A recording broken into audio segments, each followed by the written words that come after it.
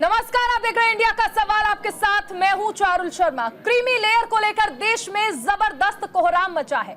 देश के 21 संगठन के आह्वान पर आज भारत बंद रहा। भारत बंद का असर उत्तर प्रदेश, मध्य प्रदेश, बिहार और राजस्थान समेत कई राज्यों में देखने को मिला। जनजीवन पूरी तरह से इस दौरान ठप रहा। बंद का समर्थन कर रहे लोगों ने सड़क पर जमकर कोहराम मचाया है। पुलिस ने भी प्रदर्शनकारियों पर जमकर लाठियां भांजी। बता दें कि सुप्रीम कोर्ट के एससी आरक्षण में क्रीमी लेयर लागू करने की इजाजत देने के खिलाफ दलित आदिवासी संगठनों ने 14 घंटे के लिए भारत बंद बुलाया था। National confederation of Dalit and Adivasi organisation ने इसे दलित और आदिवासियों के संवैधानिक अधिकारों के खिलाफ बताया। 9 अगस्त को प्रधानमंत्री मोदी ने कहा था कि अनुसूचित जाति के आरक्षण में क्रीमी लेयर लागू नहीं किया जाएगा। 1 अगस्त को सुप्रीम कोर्ट के जस्टिस BR गवई ने टिप्पणी की थी कि SC/ST में भी क्रीमी लेयर लागू करने पर विचार करना चाहिए। इसे लेकर दलित सांसदों ने पीएम मोदी से मिलकर अपनी चिंता जाहिर की। इस मसले पर केंद्रीय मंत्री जयंत चौधरी ने भी कहा कि सुप्रीम कोर्ट की टिप्पणी थी। इसके बाद कानून मंत्री ने संसद में इस पर स्पष्टीकरण भी दिया। कैबिनेट ने अपनी राय साफ कर दी। अब कुछ और बचा ही नहीं है। BSP, Congress, Samajwadi party, Bhim army और आजाद समाज पार्टी, TMC, वाम दल, LJP-R, हम आरजेडी इस बंद के समर्थन में है। सरकार इस मामले पर लगातार सफाई दे रही है, लेकिन विपक्ष क्रीमी लेयर को लेकर आर पार के मूड में नजर आ रहा है।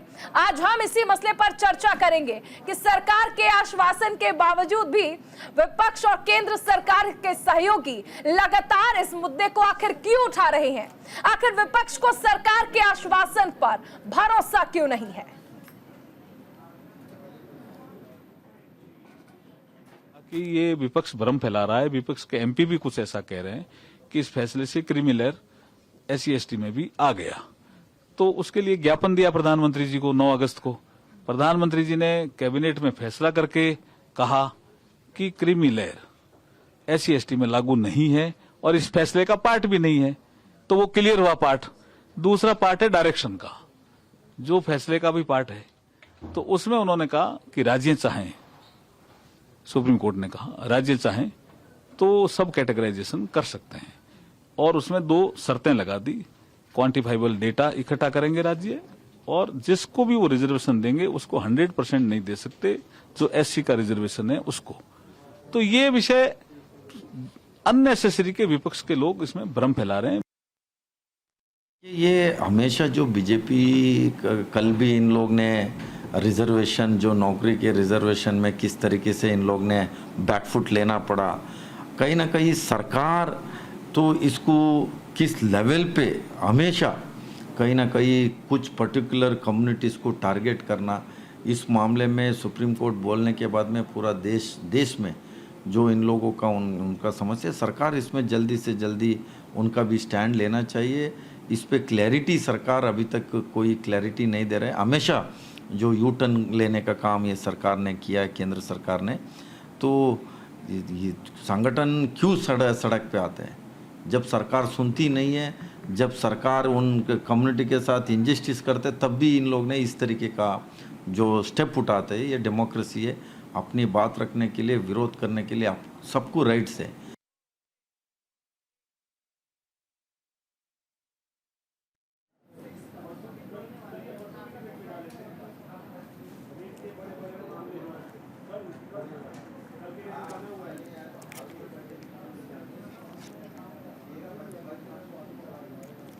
तो आज भारत बंद का आह्वान किया गया था। 14 घंटे का ये बंद बुलाया गया था। सवाल कई सारे खड़े होते हैं। हालांकि आज कई तरह पर अलग अलग जगह से तस्वीरें भी नजर आई, जहां पर प्रदर्शनकारी और पुलिस आमने सामने नजर आए। कई जगह पर प्रदर्शन उग्र भी हो गया। फिलहाल अब इस बंद का क्या असर रहेगा? क्या जो मांगे हैं वो पूरी हो जाएंगी? क्रीमी लेयर पर दरअसल सियासत लगातार देखने को मिल रही है। 1 अगस्त का सुप्रीम कोर्ट का फैसला आपको याद होगा। हालांकि सरकार ने स्पष्ट कर दिया है कि क्रीमी लेयर से छेड़छाड़ नहीं की जाएगी, आरक्षण खत्म नहीं होगा। फिर आखिर इस विरोध की वजह क्या है?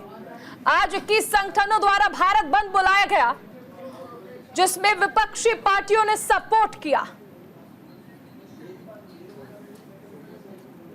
तो क्रीमी लेयर पर सियासत लगातार हाई है।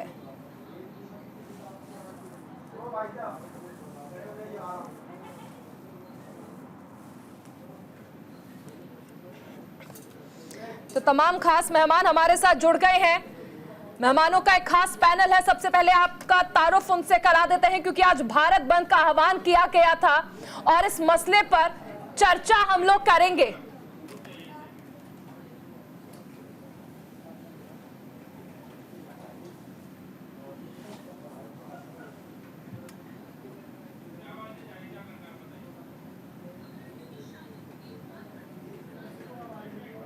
इक्कीस संगठनों द्वारा आज भारत बंद बुलाया गया।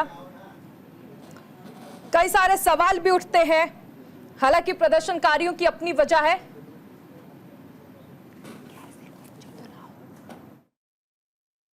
हमारे साथ तमाम खास मेहमान जुड़ गए हैं। मैं सबसे पहले हमारे साथ डॉक्टर भीम सिंह जी जुड़े हैं, जो कि राज्यसभा सांसद हैं, उनके पास आना चाहूंगी। डॉक्टर भीम सिंह जी, देखिए आज ये जो विरोध बुलाया गया है 21 संगठनों द्वारा, इसे किस तरह से देखते हैं आप?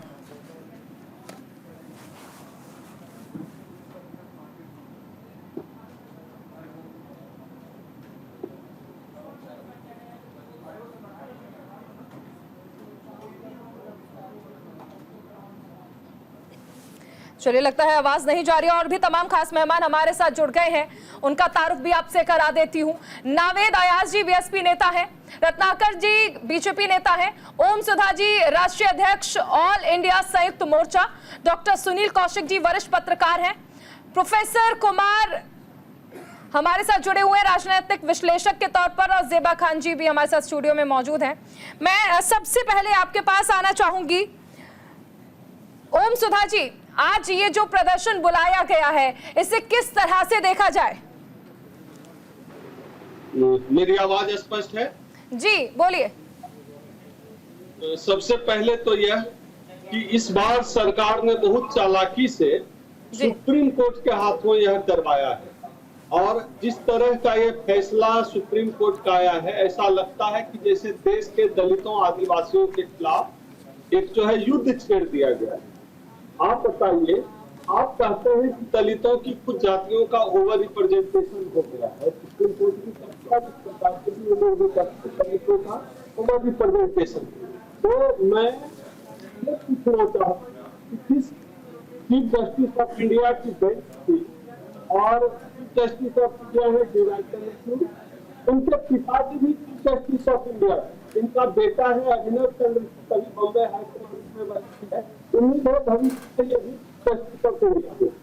और दिलचस्प यह है कि तीनों में से किसी ने जज बनने की परीक्षा भी पास नहीं। यह जो ओवर रिप्रेजेंटेशन है, इस पर क्रीमी लेयर कब चढ़ेगा? देश के मैं एक चीज समझना चाहूंगी ओम सुधा जी, देश कौन चलाता है? आपको ऐसा क्यों लगता है कि सब कुछ सरकार के कहने पर हो रहा है? न्यायपालिका का अपना एक अलग रोल है, आप उस पर ही सवाल खड़ा कर देते हैं हर बार। जी, विश्व इतिहास में आपके पास हमारे साथ डॉक्टर भीम सिंह जी जुड़े हुए हैं, राज्यसभा सांसद हैं। मैं लूंगी आपसे जवाब लौटेंगे आपके पास। डॉक्टर भीम सिंह जी, क्या लगता है, जिस तरह से अभी देखिए ओम सुधा जी ने भी अपना विरोध जो है वो दर्ज कराया, आज विरोध देखने को मिला, 21 संगठनों ने विरोध किया है।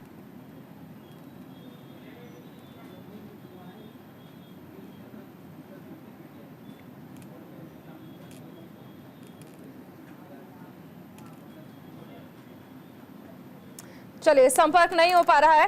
मेरे साथ और भी तमाम खास मेहमान बने हुए हैं। जेबा जी, विरोध आज देखने को मिला है, भारत बंद बुलाया गया, क्या अब कहेंगी विरोध को लेकर? जब देश में गरीबों के, मजलूमों के और पिछड़ों के हकों को छीनने की कोशिश की जाएगी, तब तक देश में विरोध होते रहेगा। और भाजपा सरकार डायरेक्टली और इनडायरेक्टली 10 सालों में हमने देखा है कि हमेशा गरीबों के अधिकारों को, वंचित और शोषितों के अधिकारों को छीनना चाहती है। और कांग्रेस पार्टी और पूरा विपक्ष, इंडिया गठबंधन ऐसा होने नहीं देगा। और आप देख सकती हैं कि लगातार जनता ने हमें ताकत दी है, और इस ताकत के वजह अच्छा, से मुझे ये समझाइए कि कैसे सरकार गरीबों का हक छीनने का काम कर रही है रिजर्वेशन के मैटर में, अगर हम देखें तो। देखिए रिजर्वेशन के मैटर में कैसे छीनने का, आप एक तो पहले मैं आपको लैटरल एंट्री पर बात करना चाहूंगी। पहले आरक्षण पर कर लेते हैं। नहीं, पहले लैटरल एंट्री पर मैं एक एग्जांपल ले लिया है। अभी मैं एक एग्जांपल वापस ले नहीं लिया है, लेने के लिए मजबूर हो गए हैं। मुंह की शुभकामनाएं खानी आपको। पड़ी इस पर है। तो मुझे बताइए कि गरीबों का हक कैसे मारा जा रहा है। खानी पड़ी है। जिस तरह लैटरल एंट्री में बैकडोर से एंट्री की गई थी और पढ़े लिखे बच्चों को के हकों को छीनकर वो बैकडोर से, तो उस बैकडोर से कौन आएगा? कोई गरीब का बच्चा तो नहीं आएगा ना बैकडोर से। जाहिर सी बात है पूंजीपति अडानी और अंबानी जैसे लोगों के बच्चे आएंगे। तो ये जी आरक्षण के मामले पर आज भारत बंद था ना, मैं आपसे ये पूछ रही हूँ कि आपको ऐसा क्यों लगता है कि गरीबों का हक मारने का काम सरकार की ओर से किया गया? आरक्षण विरोधी है, देश के गरीबों की विरोधी है। फैसला किसका था? कोर्ट का कि सरकार का? काम करती है और भाजपा सिर्फ पूंजीपति के हितों के लिए सोचती है और काम आप करती मुझे है। ये तो बताइए 10 कि वर्षों फैसला में किसका देश था? ने ये देख लिया है, 10 वर्षों में ये देख लिया है, चाहे वो ज़ेबा जी किसी के रोकना चाहूंगी एक बार, काले कानून रोकना चाहूंगी आपको एक बार फिर से। डॉक्टर भीम सिंह जी हमारे साथ जुड़ गए हैं। डॉक्टर भीम सिंह जी आवाज मिल रही है आपको? जी, मैं आपसे ये समझना चाहूंगी कि आज ये जो विरोध देखने को मिला है, आरक्षण खत्म करने का डर दिखाया जा रहा है या वाकई सरकार ऐसा कुछ कर सकती है? क्योंकि हमारे साथ जो मेहमान जुड़े हुए हैं वो भी ये लगातार कह रहे हैं कि आप लोग गरीबों का हक मार रहे हैं। ये जो बंद था आज का, वो बेकार था, बेमतलब का था, अनावश्यक था और इसीलिए जनता ने इसको नकार दिया। आरक्षण कौन छीनेगा? आरक्षण कौन छीन सकता है? और अभी जो जजमेंट आया है, सरकार ने तो जजमेंट नहीं दिया, जजमेंट सुप्रीम कोर्ट का है और आप सुप्रीम कोर्ट पर भी आरोप लगाते हैं। जो लोग सुप्रीम कोर्ट पर आरोप लगा रहे हैं उन्हें यह जानना चाहिए कि मंडल कमीशन जो लागू हुआ है, मंडल कमीशन सुप्रीम कोर्ट के आदेश से ही लागू हुआ है। तो जब मंडल कमीशन लागू करने का जब सुप्रीम कोर्ट ने निर्णय दिया तो वह उस समय ब्राह्मणवादी नहीं था, उस समय वो आरक्षण विरोधी नहीं था। और इस समय यदि कुछ आया तो आप उसे पर आरोप लगा रहे हैं। और फिर निर्णय क्या हुआ? ये जो अनुसूचित जाति जनजाति में क्रीमी लेयर का मामला है, कोई आदेश नहीं है, एक जज का ऑब्जर्वेशन है और एक ऑब्जर्वेशन को भी हमारी सरकार ने, केंद्रीय कैबिनेट ने, प्रधानमंत्री जी ने तुरंत बैठक करके उसको नकार दिया। अब इससे ज्यादा और अस्पष्टता क्या हो सकती है? इससे ज्यादा कोई स्पष्टता नहीं हो सकती।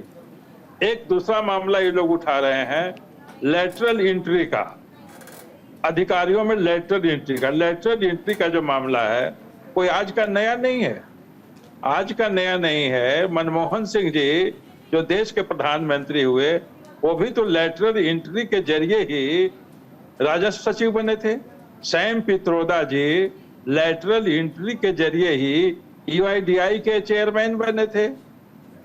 मोन्टेक अहलुवालिया जी योजना आयोग के उपाध्यक्ष लेटरल एंट्री के ही माध्यम से बने थे। पहले कांग्रेस की सरकारों ने लेटरल एंट्री को एक मनमाने ढंग से लागू किया था, हमारी सरकार ने उसे एक व्यवस्थित रूप दिया था।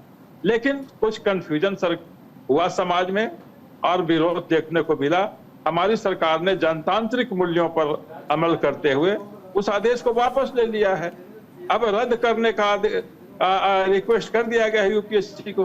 तो ये दोनों मामले जिसको लेकर आज बंद किया गया वो तो खत्म हो चुका है। मैं एक चीज आपसे समझना चाहूंगी कि देखिए पड़ोसी देश बांग्लादेश में हमने अभी यही स्थिति देखी थी, आरक्षण को लेकर विरोध शुरू हुआ, आखिर में आपने देखा था कि वो तो कोर्ट का फैसला था, सरकार को लागू करना था। यहाँ पर भी ये कोर्ट का फैसला है, सरकार को लागू करना है। सरकार ने फिर भी एक सहूलियत दे दी है कि ठीक है क्रीमी लेयर से छेड़छाड़ नहीं की जाएगी, वहां पर सरकार बदल दी गई। क्या कहीं ना कहीं आपको ये लगता है कि क्या ये तख्ता पलट की साजिश हो सकती है? क्या लगता है आपको इस स्थिति को देखकर? नहीं, बिल्कुल नहीं। सत्ता पक्ष की कैसे साजिश होगी? ये तो सत्ता पक्ष की नहीं, क्या विपक्ष की तख्ता पलट की साजिश हो सकती है? मैं ये जानना चाह रही हूँ कि बांग्लादेश में जो स्थिति बनी थी प्रदर्शनकारियों की वजह से, क्या वो प्रदर्शनकारी यहाँ पर भी क्या ऐसे प्रदर्शन करके क्या ये तख्ता पलट की कोशिश है? ये कुछ नहीं कर सकेंगे। ये मुट्ठी भर लोग हैं, ये क्या तख्ता पलट कर सकेंगे? ये सब बात तो उतना ऐसा प्रश्न भी नहीं करना चाहिए। इससे इनका गरिमा बढ़ता है, इनका महत्व बढ़ता है। बांग्लादेश का मामला दूसरा था, एक्सेसिव आरक्षण हो गया था, एक्सेसिव आरक्षण, और फिर वहां का मामला से यहाँ की कोई तुलना नहीं है। यहाँ लोकप्रिय सरकार है और उस सरकार आरक्षण की सबसे बड़े पक्षधर है। राष्ट्रीय पिछड़ा वर्ग आयोग को संवैधानिक दर्जा किसने दिया? नरेंद्र मोदी जी ने दिया है। प्रमोशन में आरक्षण जब खत्म हुआ था तो उसको लागू किसने किया? अटल बिहारी वाजपेयी जी की सरकार ने किया। कॉन्स्टिट्यूशनल प्रमोशन को लागू रखने का निर्णय किसने किया? अटल बिहारी वाजपेयी जी की सरकार ने किया। अभी जब अनुसूचित जनजाति कानून पर जब कुठाराघात हुआ था, उसको डाइल्यूट किया गया, उसको पुनः सुदृढ़ किसने किया? नरेंद्र मोदी जी की सरकार ने किया। ये विपक्ष के लोग कुछ भी नहीं कर सकते, उनकी जनता में कोई पैठ नहीं है, केवल घड़ियाली आंसू बहा रहे हैं। आरक्षण विरोधी कांग्रेस पार्टी और कांग्रेस के पिछलग्गू राष्ट्रीय जनता दल और समाजवादी पार्टी, इस तरह के दल कुछ नहीं कर सकते। ये जनता से ठुकराई गई पार्टियां हैं। अच्छा, आज के प्रदर्शन को लेकर आप क्या कहना चाहेंगे? आज जिस तरह से प्रदर्शन किया गया है, क्या मांगे आपको लग सकती हैं? जी, प्रदर्शन बिल्कुल अनावश्यक था और कोई नहीं होना चाहिए था, और इसीलिए जनता का कोई समर्थन नहीं मिला।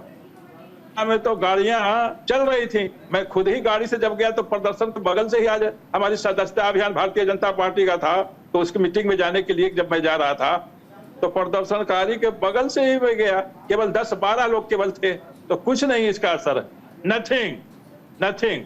चलिए, बहुत शुक्रिया हमारे साथ जुड़ने के लिए। डॉक्टर भीम सिंह जी जुड़े, राज्यसभा सांसद, और भी तमाम खास मेहमान हमारे साथ बने हुए हैं। मैं आपके पास आना चाहूंगी रत्नाकर सिंह जी, आज के बंद को लेकर क्या कहना चाहेंगे? देखिए, कोई भी राजनीतिक पार्टी है वो बंद का आह्वान कर सकती है, और लोकतांत्रिक देश में शांतिपूर्ण प्रदर्शन करने का सबको अधिकार है, और इस तरह का प्रदर्शन किया गया, भाई वो उनका अधिकार क्षेत्र है, वो कर सकते हैं। लेकिन भारतीय जनता पार्टी की जहां तक बात है, मैं एक चीज बहुत स्पष्ट रूप से कहना चाहता हूं, जैसा कि झूठ बार बार विपक्षी दलों द्वारा, इंडी गठबंधन द्वारा फैलाया जा रहा है और फैलाया जाता रहेगा आगे भी, कि हम आरक्षण को खत्म कर देंगे, हम संविधान को खत्म कर देंगे। अगर नरेंद्र मोदी जी, राहुल गांधी जी कहते हैं कि अगर नरेंद्र मोदी जी तीसरी बार प्रधानमंत्री बनते हैं तो इस देश में चुनाव नहीं होगा, तो ये बार बार झूठ फैलाने का काम अनवरत और लगातार करते आ रहे हैं, जो देश की जनता समझ चुकी है। जी, ठीक है। नावेद अयाज जी, क्या वाकई आप लोग झूठ फैला रहे हैं? क्या यही काम कर रहे हैं जैसा कि कह रहे हैं? नावेद जी हमारे साथ नहीं है। सुनील कौशिक जी, क्या वाकई आपको लगता है जिस तरह से रत्नाकर जी कह रहे हैं कि विपक्ष एक झूठ फैलाने का काम कर रहा है देश में? नहीं, देखिए, आज 21 राजनीतिक संगठन या सिविल सोसाइटी के लोगों ने भारत बंद का आह्वान किया। बहुजन समाज पार्टी ने किया, समाजवादी पार्टी ने उसका समर्थन किया। जब माननीय उच्चतम न्यायालय इस प्रकरण में लगातार सुनवाई कर रहा था, तब ये लोग कहाँ थे? तब इन्होंने अपना पक्ष माननीय उच्चतम न्यायालय के समक्ष क्यों नहीं रखा? क्या 15 दिन में माननीय उच्चतम न्यायालय ने निर्णय सुना दिया क्या? 23 याचिकाएं उसमें दायर की गई और 23 याचिकाओं की लगातार सुनवाई 2010 से चली आ रही है। तो अब आप वहां मुंह बंद रखेंगे? आपके पास वहां कुछ कहने को नहीं है? आप अपने बड़े एडवोकेट्स तथ्यों के साथ वहां खड़ा नहीं कर सकते? और जब माननीय न्यायालय का कोई आदेश आएगा तो निश्चित तौर से क्या आप लोकतंत्र को मजबूत करने की ये प्रक्रिया है, क्या भीड़ तंत्र को मजबूत करने की प्रक्रिया है? यदि आपको लगता है कि माननीय उच्चतम न्यायालय ने कोई आदेश गलत कर दिया तो क्या हमारे यहाँ अपील का अधिकार नहीं है? क्या उस समय लगातार सुनवाई के समय आपको नकारा गया क्या, कि आपको सुनवाई से अलग कर दिया गया था यदि आप याचक बन के वहां गए थे क्या? इसी तरीके से आपने देखा होगा कि उत्तर प्रदेश में जब नगर पालिका नगर निगम के चुनाव थे तो ओबीसी आरक्षण को लेकर के एक आया, और जब कोई सिविल सोसाइटी का व्यक्ति हाईकोर्ट जाता है और आदेश आता है तब हर राजनीतिक दल उसको श्रेय लेने का काम कर रहा था। लेकिन जिस फॉर्मूले के साथ योगी सरकार चुनाव करा रही थी, उसी फॉर्मूले से समाजवादी पार्टी ने कराया चुनाव, उसी फॉर्मूले से बहुजन समाज पार्टी ने चुनाव कराया, और उसी से योगी सरकार कराने जा रही थी। आप उसके खिलाफ जाते हाई कोर्ट, लगता कि आप ओबीसी के हिमायती हैं, आप नहीं गए ना, गया कोई एनजीओ गया और एनजीओ के आधार पर हाई कोर्ट का निर्देश आ जाता है। तो जहां आपको बात रखनी चाहिए तथ्यों के साथ, वहां आपके पास तथ्य नहीं है। इस्तेमाल शायद नहीं किया गया। प्रोफेसर कुमार, आज के इस भारत बंद को आप किस तरह से देखते हैं? नहीं, भारत बंद, चलिए भारत बंद हर राजनीतिक दल का अपना एक है कि वो अपना भारत बंद का आह्वान करें, हम उस पर नहीं जा रहे हैं। हम बेसिकली हम इस पे जा रहे हैं कि सुप्रीम कोर्ट का फैसला कहाँ तक गलत है और कहाँ तक सही है।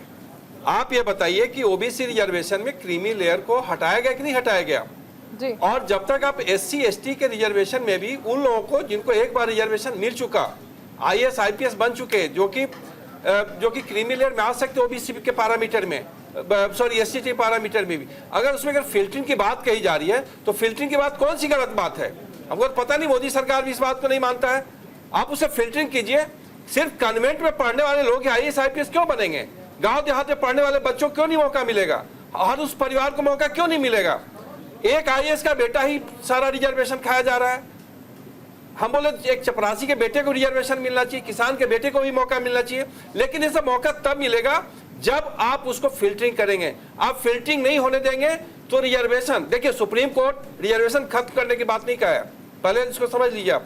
सुप्रीम कोर्ट ये नहीं बोला कि रिजर्वेशन खत्म कर दीजिए, सुप्रीम कोर्ट ये बोला है कि आप रिजर्वेशन में आप उसका फिल्टरिंग कीजिए और फिल्टरिंग करके उन लोगों को बाहर कीजिए जिनको कि एक बार मिल चुका है इसका सुविधा, जो कि क्रीमी लेयर से बाहर हो चुके हैं।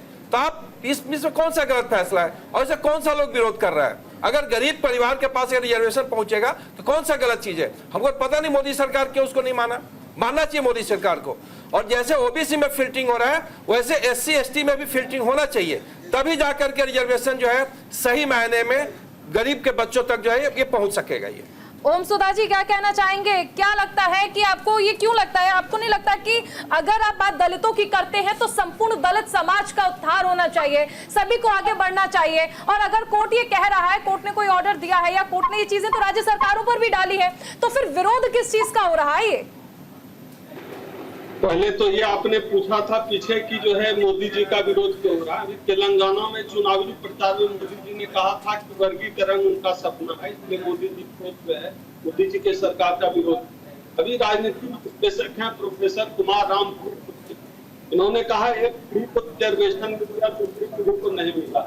हम भी यही बात कहना चाहते हैं, एक पीढ़ी का जो है जज बन गया, दूसरी का जज क्यों बन रहा है? एक जाति का लगभग 100% क्यों बन रहा है? दूसरी जाति का आदमी जज क्यों नहीं बन सकता है? क्या दिक्कत है? हम कह रहे हैं एक ही जाति का वाइस चांसलर क्यों होता है? पीएमओ में सचिव एक जाति का पर्चा वो नहीं, आप चूंकि मेरा नाम, हम आपको बता रहे हैं 70 साल तक जम्मू कश्मीर में किसी ओबीसी एससी एसटी को रिजर्वेशन नहीं मिला था। मत आवाज उठाने का जम्मू कश्मीर में किसी को 70 साल तक वहां था एससी एसटी का रिजर्वेशन, ओबीसी का रिजर्वेशन था। कहां थी दुनिया? आज भी माइनॉरिटी इंस्टीट्यूशन में रिजर्वेशन नहीं है। आप हिस्ट्री के स्टूडेंट हैं, अलीगढ़ यूनिवर्सिटी में नहीं था, स्कॉलर है। अरे अलीगढ़ यूनिवर्सिटी जाकर रिजर्वेशन की मांग कीजिए, पैसा वहां भी सेंट्रल गवर्नमेंट से जा रहा है। आप ऐसी बात मत कीजिए। हम किसी रिजर्वेशन के विपक्ष में नहीं है, लेकिन आप जिस भाषा का प्रयोग कर रहे हैं, जिस ढंग से बात कर रहे हैं, तो बात और सारी बातें कीजिए। कि ओम सुधा जी को हर बार सरकार पर तो सवाल उठाने ही होते हैं, वो न्यायपालिका पर भी सवाल उठाते हैं। मैं आगे इस चर्चा को जारी रखूंगी। ओम सुधा जी रुकिए, एक छोटे से ब्रेक के लिए हमें रुकना है, बने रहिए न्यूज़ इंडिया के साथ। ब्रेक के बाद स्वागत है आपका। आप देख रहे हैं इंडिया का सवाल। तमाम खास मेहमान हमारे साथ बने हुए हैं। नावेद अयाज जी हमारे साथ जुड़ गए हैं, बीएसपी के नेता हैं। नावेद जी, आज के इस प्रदर्शन को देखें या भारत बंद की बात कर ले, क्या कहना चाहेंगे स्थिति को देखते हुए? आपकी आवाज काफी स्लो आ रही है, लेकिन ये जो भारत बंद की कॉल थी, जिसको बहन कुमारी मायावती जी का और बहुजन समाज पार्टी का समर्थन था जी, ये सुप्रीम कोर्ट के उस फैसले के खिलाफ था जो जिसमें से एक साजिश की बू आती है, जो एससी एसटी जाति की आबादियों को उनमें फूट डाल के और राजनीतिक लाभ लेने की मंशा और लंबे प्लान लेकर भारत में अपनी राजनीति को बनाए रखना चाहते हैं। नावेद जी, विरोध किसके खिलाफ था? कोर्ट के या सरकार के? है कि देश में कोई भी साजिश किसके खिलाफ था? कोर्ट के या सरकार के? आरक्षण के खिलाफ बिल्कुल भी कामयाब नहीं होगी। रही बात क्रीमी लेयर की, देखिए, अगर दलित का बच्चा डॉक्टर भी बन जाए, दलित का बच्चा IAS IPS भी बन जाए, तो लोगों की मानसिकता में वो दलित ही रहता है। उसको अपनी बराबर ना मानना, उससे दलित ही देखना, यही देखा जाता है। अब तीसरी चीज ये आती है निकलकर कि साहब वो जिन लोगों को आरक्षण का लाभ मिल गया, हमने बहुत सारे ऐसे अधिकारी देखे हैं जो निकल कर जाते हैं और उन्हीं के साथ के वहां खड़े हुए लोग उन्हें जाति सूचक शब्दों से कहते हैं कि ये फलाना है। तो इस तरह की मानसिकता के खिलाफ आरक्षण है कि नहीं आरक्षण था, सामाजिक बराबरी लाने के लिए आरक्षण था। मैं नावेद जी, ठीक है, मैं आपका स्टैंड तो बीएसपी का स्टैंड तो मायावती जी ने भी क्लियर कर दिया। आपकी आवाज स्लो आ रही है मुझे। मैं ये समझना चाहूंगी कि आपने ये जो आज बंद की बात कही है, ये सरकार का विरोध किया है कि कोर्ट का? क्योंकि आपने कहा कि ये कोर्ट के फैसले का विरोध था। देखिए, हम कोर्ट के फैसले को से संतुष्ट नहीं है। SC ST वर्ग चाहता है कि कोर्ट अपने फैसले की समीक्षा करे। आपने और इसके लिए कोई अपील दायर की है या जिस दौरान सुनवाई चल रही थी उस दौरान आपने क्या कोर्ट का दरवाजा खटखटाया? क्या कहा आपने कि हम इस चीज में ये चीज चाहते हैं, हमारी मांग ये है? या आपको लगता है कि सड़क पर उतरकर भारत बंद करके आपकी मांगे मान ली जाएंगी? केंद्र सरकार से भी ये मांग रखी है और सुप्रीम कोर्ट से भी ये मांग रखी है कि सुप्रीम कोर्ट इस तरह के फैसले ना सुनाए जिससे देश के अंदर अव्यवस्था फैले। देश की एक बड़ी आबादी जो आज भी देश के 70 साल आजादी के बाद भी आज मानसिक समानता के लिए तरस रही है। वो जो आप बहुजन समाज पार्टी का पक्ष रख रहे हैं, ये कहना है, आप सुन लीजिए ना, सुन लीजिए आप इस तरह के फैसले सुनिए, आबादी में फूट डालने के साजिश। मैं ये कह रहा हूँ लगातार 10 साल से माननीय उच्चतम न्यायालय इसकी सुनवाई कर रहा था, बहुजन समाज पार्टी पक्ष बनने का प्रयास किया क्या? मैं आप लोगों की आवाज नहीं सुन पा रहा हूं, लेकिन प्रयास ये है बहन कुमारी मायावती जी का कि दलितों में जो भी जातियां आती हैं उनकी जातिगत जनसंख्या कराकर, जातिगत गिनतियां कराकर आरक्षण में वृद्धि भी कराई जाए। और ये जो फैसला आया है इसका जातिगत मानसिकता रखने वाले लोग कहीं काले तरीके से, गलत तरीके से लाभ ना ले, इसलिए इस फैसले को वापस लिया जाए। तो ठीक है, ज़ेबा खान जी, आपका रिएक्शन? जी, हम विरोध में हैं और भाजपा सरकार के नियत पर हमें यकीन नहीं है, क्योंकि हम चुनाव के समय से देख रहे हैं कि उनके जो लोग हैं, पार्टी के लीडर्स हैं, 400 के पार के नारे लगा रहे थे और खुलेआम संविधान को बदलने की बात की जा रही थी। और अब तो ये मजबूरी हो गई कि वो बोलते हैं कि हम संविधान के विरोधी नहीं है क्योंकि उनके पास सीट नहीं आई। अगर सीट आती तो आज हालात कुछ और ही होते। खत्म करने की बात क्या किसी की ओर से कही गई थी? हमेशा कही गई थी। किसकी ओर से? भाजपा के बहुत सारे नेता, मैं किसका नाम बताऊं? आरक्षण में क्या बदलाव किया गया? 400 सीट की जरूरत क्या पड़ी? 400 के पार के नारे की जरूरत क्या पड़ी? ये तो पार्टी का स्टैंड है ना, ये तो पार्टी का स्टैंड है। देखिए, अब अलग बात है कि पार्टी का स्टैंड बदल गई है। पार की बात करें, बदलते हुए परिस्थिति को देखते हुए ये यू टर्न ले रहे हैं और यू टर्न लेने के लिए मजबूर हो गए हैं। अगर 400 सीट आ जाती तब देश देखता कि इनका क्या असली रूप है, लेकिन देशवासी उससे पहले सतर्क हो गए और इन्हें इनके सपने को चूर चूर कर दिया। आप मुझे एक चीज समझाइए कि आज ये जो भारत बंद का आह्वान किया गया था, यहाँ पर अगर हम पूरे मामले को देखें तो ये फैसला तो सुप्रीम कोर्ट का था, फैसला भी नहीं, सुप्रीम कोर्ट ने सजेशन दिया था। अब ऐसे में क्या लगता है ये विरोध जो है इसकी वजह क्या है? देखिए, विरोध नियत, सरकार के नियत के खिलाफ विरोध है। कोर्ट ने दिया था ना, सजेशन तो सुप्रीम कोर्ट का था। देखिए, सजेशन सुप्रीम कोर्ट का था, लागू सरकार को करना था, लागू सरकार को करना था। आरक्षण पर जब जब उंगली उठेगी और आरक्षण को खत्म करने की कोशिश की जाएगी, डायरेक्टली और इनडायरेक्टली। देखिए, सरकार के पास काम करने के लिए बहुत सारे मुद्दे हैं, पर सरकार उन मुद्दों को छोड़कर लगातार इसी तरह उल-जुलूल चीजों में फंसी हुई है। आप जवाब देना इतने पेपर आप मुझे चीज समझाइए, क्यों नहीं जवाब दे जाइए? ज़ेबा जी शांत हो जाइए, पहले आप मुझे चीज समझा दीजिए। आप मुझे एक चीज समझा दीजिए ज़ेबा जी, युवा बेरोजगार है, उस चीखने से कुछ नहीं होगा, चीखने से कुछ नहीं होगा। नहीं, चीखने से होगा। आप मुझे सवाल का जवाब दे दीजिए, मैं आपसे सवाल कर रही हूँ, आप सवाल का जवाब दे दीजिए। आप पहले सवाल का जवाब तो दे दीजिए, सवाल तो सुन लीजिए ज़ेबा जी, सवाल तो सुन लीजिए। सवाल ये है कि कोर्ट ने जो सजेशन दिया था कि ठीक है, जिन्हें आरक्षण का लाभ नहीं मिला है उन्हें भी आरक्षण का लाभ मिलना चाहिए, ये कहा था।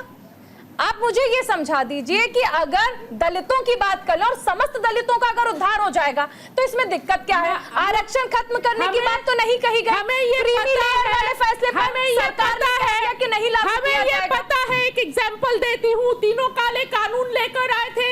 आरक्षण की बात कर रही हूं, आप कहां जा रहे हैं? सवाल करनी है तो सुन भी लीजिए जवाब पूरा। तीनों काले कानून लाए थे और वो कानून आने से पहले ही अडानी और अंबानी के साइलोस पंजाब में बन जाते हैं, हरियाणा में बन जाते हैं। मतलब इनका जी आउट ऑफ क्वेश्चन, मतलब आउट ऑफ सिलेबस अगर मैंने आपसे क्वेश्चन कर लिया तो माफी चाहूंगी। आउट ऑफ सिलेबस अगर ये क्वेश्चन आपके लिए है तो माफी चाहूंगी। मैं आरक्षण की बात कर रही हूँ, आप मुझे ये बता दीजिए, फूट डालो राज करो की नीति से अगर कांग्रेस के पक्ष चलना चाहता है, आप लोग नहीं चाहते कि समस्त दलित समाज का उद्धार हो जाए? ओबीसी की चिंता कर रहे हैं तो समझ लीजिए कि उनको बहुत बड़ा नुकसान करने वाले हैं। और अगर आप देख लीजिए ना, अग्निवीर योजना लाए, सेना में कितना नुकसान हुआ, ये एग्जाम्पल है। जो भी सरकार लाती है समझ लीजिए उन लोगों की मैडम से एक सवाल, आप मुद्दों से सवाल के आप इस मुद्दे से भटक रही है। मुद्दा आज क्या है? कानून लाते हैं। आप देश में जो काम है उन कामों को चारों युवा बेरोजगार को सवाल नौकरी पूछे तो छोड़ रहे हैं। मैडम से कुमारी बातों एक में मिनट, सारे एक सवाल मुझे पूछे ये तो समझा दीजिए, आप मुझे ये समझा दीजिए जेबा जी। मैं आपके पास आऊंगी। जेबा जी, जब कोर्ट का सजेशन है लागू सरकार को करना है, आप इस चीज को सरकार पे क्यों डाल रहे हैं? आप इसको कोर्ट के ऊपर क्यों ले रहे हैं? सरकार के नियत और नियति सरकार की नियत नहीं है गई जब हमें पता है सरकार की नियत और नियति क्या है। हमें पता है पहले से सरकार की नियत और नियति क्या है। पर कौन चलाता है? कौन चलाता है? राहुल गांधी कांग्रेस पार्टी अपने देश के दलितों के साथ, पिछड़ों के साथ, आप दलितों के साथ हैं या दलितों के नाम पर राजनीति कर रहे हैं? ये समझ से बाहर है। आप लोग खुद नहीं चाहते हैं, आप खुद नहीं चाहते हैं कि दलितों का उद्धार हो जाए। आप खुद नहीं चाहते हैं क्योंकि अगर दलितों का उद्धार हो गया, सब कैटेगराइजेशन वाली जो बात है, आप जानते हैं कि अगर अलग अलग जातियों में बट गए तो आपके नेता कहां जाकर राजनीति करेंगे? वो जगह भी तो चाहिए, इसीलिए फूट डालो राजनीति। हमारे नेता तो विकास पर राजनीति करते हैं, युवाओं के भविष्य पर भाजपा सोचे कहां। आप आउट ऑफ सिलेबस जा रही हैं। देखिए आपके साथ आपसे जो सवाल किया जा रहा है आपके पास जवाब नहीं है। डॉक्टर कुमार, जेबा जी शांत, आपके पास जवाब नहीं है। डॉक्टर कुमार जी, देश के चारू जी, मुझे 2 मिनट का समय दीजिए, मैं इनकी हर बात का सुनिए, जवाब अगर आप ये चाहती हैं पूंजीपतियों के लिए, जो पूंजीपतियों के लिए राजनीति मैडम एक मिनट, वो कहाँ राजनीति करेंगे? मैडम आप एक सवाल का जवाब सिर्फ दे दीजिए हमको। 1980 से लेकर 89 के तक आपकी सरकार थी, आपने मंडल कमीशन को लागू क्यों नहीं किया? मैं इनकी हर बात का आपने जवाब मंडल देता हूं। कमीशन को लागू क्यों नहीं किया? आप जम्मू कश्मीर में रिजर्वेशन क्यों नहीं लगाई? अगर आपको इतना ही चिंता है SC ST और OBC का, आप मंडल कमीशन दबा के क्यों 9 साल बैठे रहे? जनता पार्टी के ऊपर इन्होंने बड़ा गंभीर आरोप लगाया, मैं इनकी हर बात का जवाब देता हूँ। मेरा सवाल का जवाब ले लीजिए प्लीज। आप लोग आपस में पार्टी करते रहिएगा। नहीं, मैं आपके सवाल का एंकर करेंगी। चारू जी, मुझे कुछ तथ्य है रत्नाकर जी जो मैं इनके सामने रखना चाहता हूँ। बोलिए बोलिए, मुझे 2 मिनट का सिर्फ समय दीजिएगा। बाकी रत्नाकर जी बोलिए।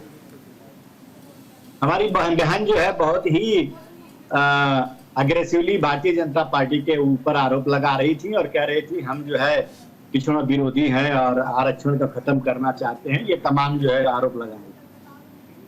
अरे असल में तो पिछड़ा विरोधी, आरक्षण विरोधी, SC ST को आरक्षण नहीं देने का काम तो इसी कांग्रेस पार्टी ने किया। 1961 में ही यह आरक्षण लागू हो गया होता, लेकिन नेहरू जी की सरकार ने इस आरक्षण को लागू मतलब नहीं। बहुत अफसोस की बात है कि और सुनिए यही राजीव गांधी जी है, यही राजीव गांधी जी है जिन्होंने सदन में मंडल कमीशन का विरोध किया था। कर सकते हैं। और यही इंदिरा गांधी, अब मैडम इनको चुप कराएंगी तो मैं अपनी बातों को रख लूं। हकीकत है, आज आप अपनी अकाउंटेबिलिटी लेने के लिए लेने वाले नहीं है। ट्रेन एक्सीडेंट अगर आप ऐसे चिल्लाकर अपनी बातों को सही साबित करना चाहती हैं तो ये आपका मत है। आप जरा सुन लीजिए, आपके अंदर क्षमता है तो सुन लीजिए। आपकी सरकार ने क्या क्या किया है दलितों पिछड़ों के लिए, वो मैं बता रहा हूँ ना। यही इंदिरा गांधी की सरकार, राजीव गांधी की सरकार 80 से 90 के दशक में मंडल कमीशन का रिपोर्ट आया था, उसको लागू नहीं होने दिया। ये कौन सी सरकार थी भैया तब? ये बता दीजिए। कांग्रेस पार्टी की सरकार थी ना। सदन में मंडल कमीशन का विरोध करने वाले कौन थे? राजीव गांधी ही जी थे ना। और 1961 में ही आरक्षण लागू हो गया था। उस समय भी चिट्ठियों पे चिट्ठी लिखी जा रही थी, नहीं इसको लागू नहीं करना है। किसने किया था? कांग्रेस पार्टी ने ही किया था ना। और आज आपने हमेशा आरक्षण का विरोध किया, मंडल कमीशन का विरोध किया, और आज आप आरक्षण चिल्ला रहे हैं। हमने हमेशा किया कहा है, हमने हमेशा कहा। जरा शांत रहिए, इनको जरा शांत कराइए, प्लीज म्यूट करा दीजिए इनको एकदम माइक पकड़ा दिया, इनकी आवाज तेज आ रही है। आप जरा शांत रहिए प्लीज। देखिए यही कांग्रेस पार्टी है। मैं एक छोटी सी घटना बता देता हूं। देश के सबसे बड़े दलित नेता बाबू जगजीवन राम प्रधानमंत्री बनने वाले, और वह बहुत करीब थे, प्रधानमंत्री पद के प्रमुख दावेदार थे। लेकिन उनको प्रधानमंत्री बनने से रोकने, षड्यंत्र के तहत रोकने वाला कौन था? इंदिरा गांधी थी। अटल बाबा साहेब अंबेडकर को 2 बार चुनाव में षड्यंत्र के तहत हरवाने वाला कौन सी पार्टी थी? यही कांग्रेस पार्टी थी।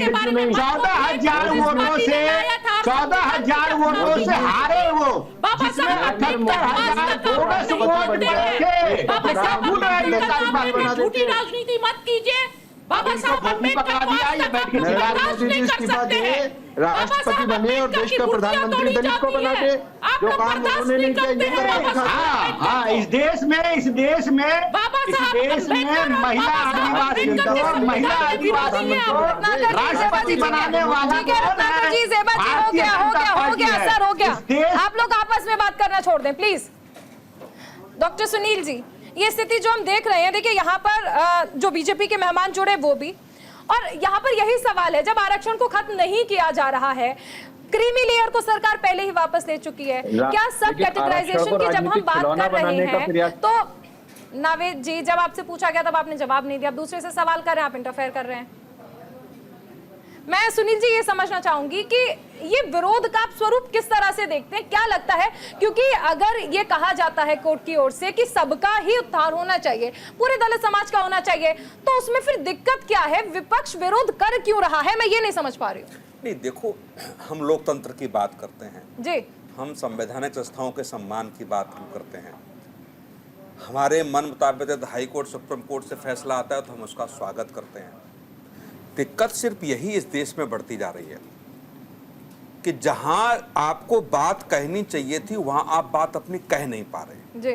मैं यही बार बार कह रहा हूं कि ये माननीय उच्चतम न्यायालय का आदेश 1 हफ्ते का 2 हफ्ते का नहीं है। ये लगातार सुनवाई हो रही है 2006 से, और जब पंजाब सरकार के खिलाफ 2010 में फैसला आया, जब उसकी अपील हुई, तो लगातार 23 सिविल सोसाइटी के लोग या 23 लोग गए वहां पर याचिका लेकर के सुप्रीम कोर्ट के खिलाफ। तब राजनीतिक दल क्यों नहीं थे उसमें? तब राजनीतिक दलों ने बड़े वकीलों को हायर करके क्यों नहीं सुप्रीम कोर्ट में अपना पक्ष रखने के लिए कहा? अब माननीय उच्चतम न्यायालय का फैसला आ गया तो आप राजनीति करेंगे। इसका मतलब आप इंतजार कर रहे थे कि कुछ ऐसे फैसले इस देश में आए, जैसे मणिपुर का एग्जाम्पल आप ले लीजिए। मणिपुर का एग्जाम्पल हाई कोर्ट के आदेश के बाद हुआ, जो मणिपुर में हुआ। तो इसका मतलब अब तो हाई कोर्ट, सुप्रीम कोर्ट ये देखेंगे कि कोई वर्ग नाराज ना हो जाए, उसी हिसाब से फैसले लेंगे। फिर आकर के डिस्ट्रिक्ट कोर्ट भी यही सोचने लगेगा, फिर इंस्पेक्टर भी यही कहेगा कि मैं इसको अरेस्ट करूंगा कि नहीं करूंगा। क्योंकि किसी जाति के गुंडे या 1500 लोग थाने पे आके खड़े हो गए, बोले हमारे जाति के व्यक्ति को पकड़ा है, ये तो मिश्रा जी हैं या ये ठाकुर साहब हैं, या ब्राह्मण ये आरोप लगाएंगे कि इंस्पेक्टर दलित है, इसने हमारे व्यक्ति को क्यों पकड़ लिया। तो आप किस लोकतंत्र की बात कर रहे हैं? एक महानुभाव कह देते कि माननीय ने सुप्रीम कोर्ट में साहब फलाने 3% ब्राह्मण है, इतने जनसंख्या के आधार पर क्यों उनका प्रतिनिधित्व नहीं है? आपको किसी ने रोका क्या? 70 साल में श्वेत पत्र आना चाहिए। आप ही आज माननीय उच्चतम न्यायालय में अपने ही भाइयों के खिलाफ आप खड़े हुए हैं। यही आप उनको बराबर नहीं आने देना चाहते हैं, और इस बात के लिए आपको याद होगा। दारू जी, एक चीज ऐड करना चाहूंगा मैं, सिर्फ एक।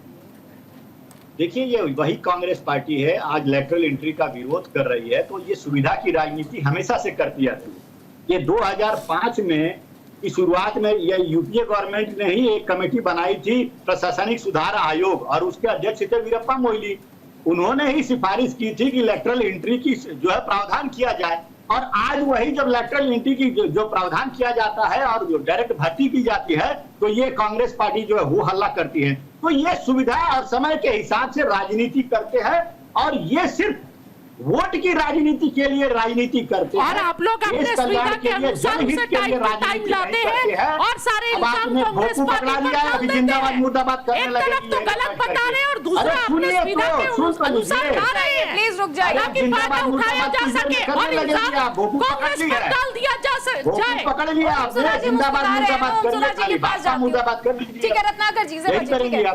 ओम सुधा जी, 2018 में SC/ST एक्ट 1989 के तहत आपको याद होगा कि जिस दौरान ऑनरेबल कोर्ट की ओर से कहा गया था कि अगर कोई अत्याचार होता है तो तत्काल गिरफ्तारी हो जानी चाहिए, उस दौरान भी हो हल्ला हुआ, भारत बंद हुआ, कई जगह प्रदर्शन हुए, और उसके बाद कोर्ट को उसमें हर जगह केंद्र सरकार को इंटरफेयर करना पड़ा और कुछ अमेंडमेंट्स हुए। क्या ऐसा ही कुछ आप इस बार भी चाहते हैं? मेरी आवाज आ रही है? जी आ रही है। सबसे पहले तो भाई चिल्लाइएगा नहीं, चिल्ला रहे थे आपसे, हम ज्यादा जवान हैं, ज्यादा जोर से चिल्ला। थोड़ा सुनिए 3% ब्राह्मण का दफ्तर जुडिशियरी को लेकर विश्वविद्यालय तकलीफ हो गई तकलीफ नहीं होनी चाहिए। तो 7 जजों ने फैसला सुना है, चाहते हैं उसमें से 6 आदिवासी दिक्कत यही है। और अभी हमारे पत्रकार साथी है, कह रहे थे आप लोग जज बने, हमको रोका है कॉलेजियम सिस्टम में जज बने, और आपके भी परिवार में कोई होगा जज तो उसका नंबर नहीं आएगा। दूसरा, आप करने क्या चाहते हैं? हम ये चाहते हैं कि जो एक धारणा क्या, आखिर सुप्रीम कोर्ट को पता कैसे चला कि किस जाति ने उस जाति का हक पाना? क्या सुप्रीम कोर्ट के न्याय कोई सपना है? मैं आपसे ये रिक्वेस्ट करूंगी कि आप जिस टॉपिक पर बात कर रहे हैं उस पर जरा पढ़ लीजिए जजमेंट्स, सुनवाई सुन लीजिए। आप जब जुड़ते हैं, सरकार ने और प्रदेश सरकारों ने, आप जब जुड़ते हैं आपका समस्या यही होती है, आपका सवाल यही होता है कि जजेस की हायरिंग कैसे की गई है। आपके सवाल होते हैं जजेस की हायरिंग कैसे हुई है, ये बेंच ने सुनवाई कैसे करी है, उसमें कितने SC/ST के थे, उसमें कितने आदिवासी के थे, उन्हें कैसे पता चला? क्या आप इस मुद्दे पर बात कर सकते हैं? क्योंकि लगातार अगर आप जब डिबेट में जुड़ेंगे यही 5 सवाल लेकर आएंगे तो इन बात का कोई औचित्य नहीं रह जाएगा। आपके सवाल का आप सरकार पे सवाल उठाइए, किसी ने नहीं रोका है। आप सीधा कोर्ट पर सवाल उठाते हैं जिसकी इजाजत मैं आपको नहीं दे सकता। आप सुन लीजिए, अगर इस देश का 85% आबादी की हिस्सेदारी जुडिशियरी में नहीं होगा तो सवाल उठेगा। ये सवाल आप ये मानते हैं, अरे सुन लीजिए ना, आप ये मानते हैं कि दलित कोई भी जज है वो जाति के आधार पर फैसला देता है क्या? अरे सुन लीजिए आप मुझे, कोई दलित ब्यूरोक्रेसी में है, कोई दलित जजमेंट में है, वो उसी हिसाब से फैसला देगा क्या? उसी हिसाब से फैसला देगा क्या? 3000 साल से नहीं बोलने दिया। अरे वो मैं कह रहा हूँ जाति के हिसाब से फैसला होता है क्या? अरे क्या चुप रहो, तुम बेवकूफ बनने की बातें आप कर रहे हो, और क्या बात करेंगे? बेवकूफ बनने की बातें कर रहे हैं आप बैठकर। अरे क्या करेंगे आप? पागलपन की तरह हरकतें कर रहे हैं इसमें बैठ के चैनल पे। सुनील जी, ओम सुधा जी प्लीज, मैं इसकी इजाजत नहीं दे सकती। जज जाति के हिसाब से फैसला लेगा, कोई DM होगा जाति के हिसाब से फैसला लेगा, SP होगा जाति के हिसाब से फैसला लेगा कोई। क्या बेवकूफ की बातें करेंगे आप बैठ करके? जातिगत मानसिकता और क्या करेंगे आप? पागलों जैसी बातें यहाँ करेंगे बैठ के तो विरोध नहीं होगा आपका। आप समझदार प्रयोग न करें। ओम सुधा जी प्लीज, आप ये बताइए, जज को आप कह रहे हैं जिस जाति का जज होगा उसी हिसाब से फैसला लेगा, फिर तो आप कहिए कि दलित जितने भी दलित हैं न्यायपालिका में वो सब जाति के आधार पर फैसला लेते हैं। ओम सुधा जी प्लीज नहीं, मैं नावेद जी आपके पास आ रही हूँ। नावेद जी, क्या 2018 वाली चीजें आप एक बार फिर से दोहराना चाहते हैं? किसी को बख्शना नहीं चाहते आप लोग। आप दोबारा पूछिए।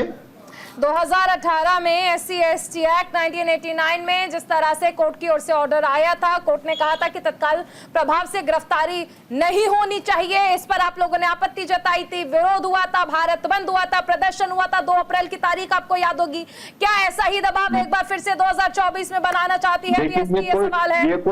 ये कोई दबाव की राजनीति नहीं है जी। ये आंखें खोलने की और अपने अधिकारों की लड़ाई है। एक देश की बड़ी आबादी में जो फूट डालो और राज करो की नीति के तहत ये फैसला जो है उनको मौका देने जा रहा है। इस चीज को समझने की जरूरत है। SC/ST वर्ग बहुत अच्छे से समझ गया है। क्या बीएसपी सुप्रीम कोर्ट में जाएगी? देखिए, सुप्रीम कोर्ट अपने फैसले की मंथन करे और इस फैसले में अमिटमेंट करे। क्या बीएसपी कोर्ट में जाएगी? मैं आपसे ये जानना चाह रही हूँ। बिल्कुल जाएगी, कब जाएगी सर? कब जाएगी? अगर कोर्ट अपने फैसले को नहीं समझेगा तो बीएसपी बिल्कुल अपने हमारे राष्ट्रीय लीडर जो है कोर्ट जाने पर फैसला देंगी। बीएसपी कब जा रही है, मैं ये जानना चाहूंगी। आप लोगों ने समर्थन किया है, देश भर में तस्वीरें देखी, कब जा रहे हैं आप? इस फैसले के खिलाफ किसी भी हद तक जाएंगे। कोर्ट भी जाना हुआ तो जब कोर्ट भी जाएंगे। जाइएगा, कोर्ट का ही तो आदेश था ना, कोर्ट ने कहा आप कोर्ट में जाइए। कब जाइए बता कोर्ट से जो आज राष्ट्रपति महामहिम जी को जो ज्ञापन भेजा गया है, अगर इस पर कार्रवाई नहीं होती है तो जल्द कोर्ट के रास्ते भी और सदन के रास्ते भी इस चीज को अमिटमेंट कराने के लिए दबाव बनाएंगे। मैं ये कह रही हूँ कि कोर्ट ने सजेशन दिया, सरकार को सिर्फ लागू करना है। आप कोर्ट जाएंगे कि नहीं जाएंगे कि सिर्फ राजनीति करते रहेंगे? बिल्कुल जाएंगे। जिस हद तक जाना होगा। कब जाएंगे? बिल्कुल जाएंगे। कब जाएंगे सर? अभी बिल्कुल जाएंगे, हर तरह की तैयारी के साथ जाएंगे। मतलब अभी तैयारी है नहीं, प्रदर्शन करने के लिए सड़क पर उतर जाते हैं, ये कहना चाह रहे हैं? ये तैयारी है, प्रदर्शन है। प्रदर्शन के जरिए राष्ट्रपति महामहिम को ज्ञापन देना एक लोकतांत्रिक व्यवस्था है। पहले हमारी मांग सरकार से है, राष्ट्रपति महामहिम से है और राष्ट्रपति महामहिम सुप्रीम कोर्ट से बात करने की, सुप्रीम कोर्ट के फैसलों पर राय मांगने की अधिकार रखते हैं। अगर सुप्रीम कोर्ट राष्ट्रपति महामहिम नहीं सुनते हैं तो सुप्रीम कोर्ट से भी और सरकार से भी आंदोलन के जरिए भी और वकीलों के जरिए भी बात की जाएगी। बहुजन समाज पार्टी इसकी तैयारी कर चुकी है। सर मैं बता रही हूँ, आप लोग कुछ नहीं करेंगे, आप लोग सिर्फ राजनीति करते हैं। देखो, लेटरल राजनीति करने का काम भारतीय जनता पार्टी का है। राजनीति करने का काम ऐसे फैसले ये आप भी जानते हैं। सुनिए नावेद जी, ये आप भी जानते हैं कि आप जानते हैं कि आरक्षण के नाम पर लोगों को डराने धमकाने का काम आप कर रहे हैं। वो लोग जो शिक्षित नहीं है उन्हें आप ये डरा रहे हैं कि आरक्षण खत्म कर दिया जाएगा। कोर्ट ने ऐसा कुछ नहीं कहा है, ये आप जानते हैं। क्रीमी लेयर का डर दिखाकर आप लोग राजनीति कर रहे हैं और सिर्फ राजनीति आप लोग करेंगे। आप लोग जनता का भला नहीं चाहते हैं, अपने ही समाज का भला नहीं चाहते हैं। फिलहाल चलिए, वक्त की कमी है। बहुत शुक्रिया आप सभी तमाम खास मेहमानों का हमारे साथ जुड़ने के लिए। सुनील जी, नावेद जी, ज़ेबा खान जी, रत्नाकर जी, ओमसुधा जी, बिन जी, बहुत शुक्रिया तमाम जानकारी के लिए, हमारे साथ जुड़ने के लिए। इंडिया का सवाल में फिलहाल इतना ही। आप बने रहिए न्यूज़ इंडिया के साथ।